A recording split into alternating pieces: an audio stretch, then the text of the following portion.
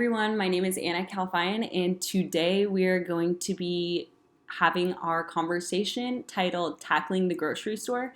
This is week 5 of the Prediabetes game plan.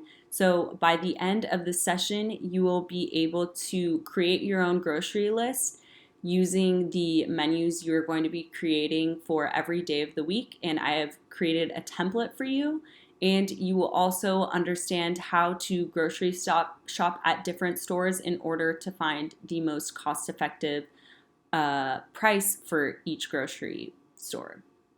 So I first wanted to start off the session by opening it up for discussion and talking about what you typically buy on at the grocery store on a weekly basis. What I also kind of want you to talk about what grocery stores you shop at currently and how much money you're spending every week at the grocery store. Or if you're not doing any grocery shopping at all, what foods are you eating on a weekly basis, and what is your family eating on a weekly basis? So there are many different grocery stores in the area. It can sometimes be a little bit overwhelming trying to decide where you should grocery shop. Sometimes I think it can be extremely beneficial to shop at different grocery stores because you can sometimes find better prices, better quality ingredients at different grocery stores. So I know in this area there's grocery stores like Vons, uh, Costco, Trader Joe's, Smart and Final, Whole Foods, and Grocery Outlet. And Trader Joe's, for example, is a great grocery store to find snacks and frozen foods. However, they're a little bit limited in their produce section. And Vons, for example, has a great produce section where you can find a lot of fruits and vegetables. And then Grocery Outlet does also have a good selection of produce. However, you just need to make sure that the produce that you're buying isn't going to spoil too quickly.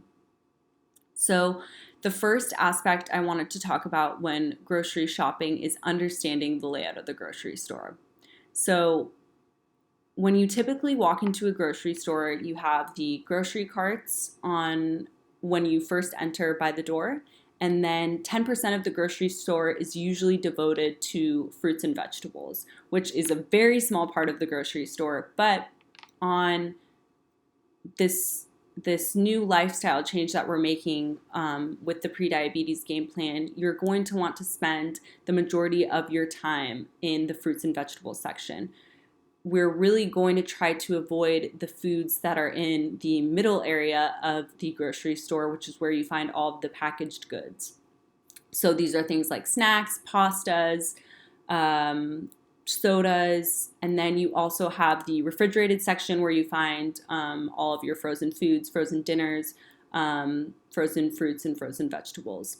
So what we're really trying to do as we're changing your grocery shopping experience is removing a lot of trans fats from your diet, removing a lot of sugar from the diet, which can come in the form of sodas, cereals, and I've also brought some healthy swaps. So later on, we can kind of discuss what a healthy option would be for something that you're already currently buying. So back to the layout of the grocery store. So 10% is the fruits and vegetables, which I had mentioned is where you want to spend the majority of your time grocery shopping. Then the packaged goods section can be great for snacks, breakfast, and other meals throughout the day. And then the back of the grocery store is where you typically have all of your dairy and your protein. So mostly animal protein, fish and different types of meats. And then the frozen food section is probably the last part of the grocery store. So majority of the time should be spent in the fruits and vegetables section. And something to remember when you're creating your grocery list and when you're grocery shopping, you want to remember the magic 3. So every plate that you consume should consist of a starch, which can be rice, any type of grain. It can be a bread source, like a whole wheat bread. And then you have a vegetable, so there's numerous vegetables: broccoli, cabbage, cauliflower, different types of lettuce. and then a protein. So this could be an animal protein or a plant-based protein. You'll find when you start to notice new things about the grocery store, plant-based proteins are a great cost-effective way to still get adequate protein, and it's not going to break the bank, and it will be super healthy for the family as well.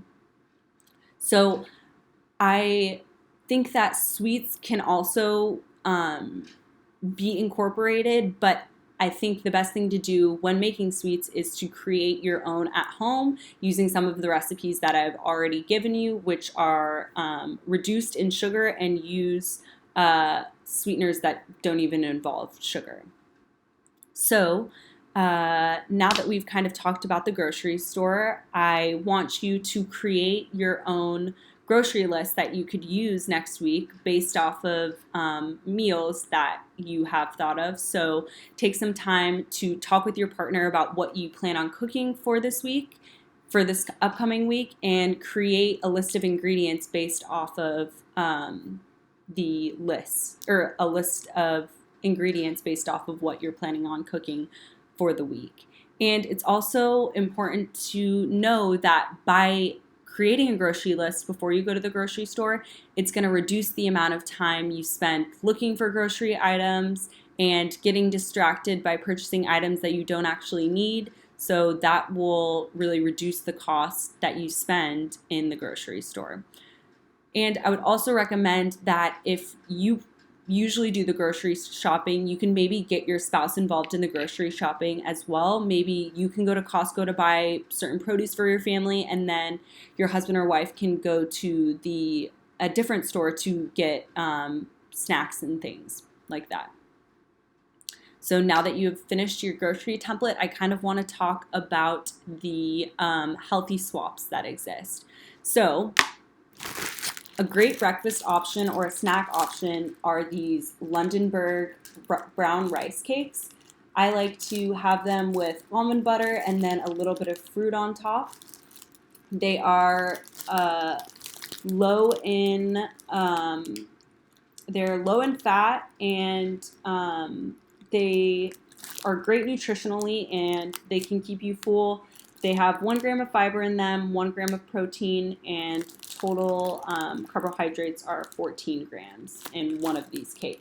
So I would really encourage you to start looking at the labels while you're grocery shopping, because they can give you information about how much is in one serving size, and what the nutrition facts are like. So cereal, the thing that you want to look for in cereal is the sugar content. So this is a Flax Plus multigrain flakes.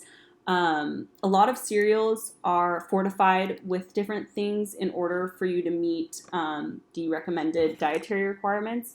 So ALA, omega-3, that's what it says on the box right here.